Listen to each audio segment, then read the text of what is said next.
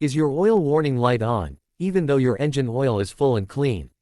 You're not alone, and I'm here to help you fix and reset that light today, with or without a scanner. Let's get started. Step 1. Check the oil level properly.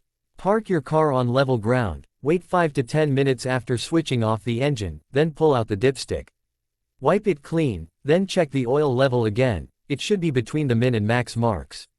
And remember, too much oil can also trigger warning lights. Step 2. Inspect oil pressure sensor and wiring. Next, find the oil pressure sensor, usually near the oil filter or engine block.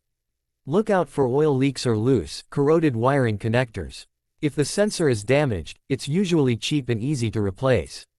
Step 3. Resetting the oil light without a scanner. To reset the light without a scanner, turn the ignition key to on, but don't start the engine. Wait 10 to 15 seconds, then turn it off. Repeat this on-off cycle 3 times, then start your engine. This often resets the ECU's oil pressure check. Step 4. Resetting the oil light with a scanner.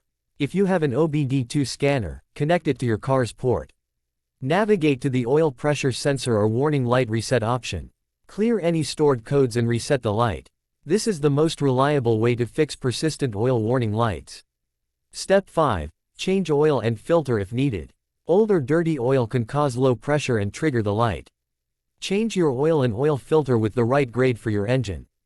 If you suspect sludge buildup, consider an engine flush before changing the oil. Step 6. Test after fixing. Start your engine and watch the oil warning light. It should turn off within seconds. If it stays on, double-check sensor wiring or get a professional oil pressure test. Bonus tip: oil light flickers at idle. If the oil light flickers at idle but disappears when you accelerate, this usually means low oil pressure. It might be time to inspect your oil pump or replace the pressure sensor. If you found this helpful, please like, share, and subscribe for more car warning light fixes. Got questions about your car? Drop your make and model in the comments. I'm here to help.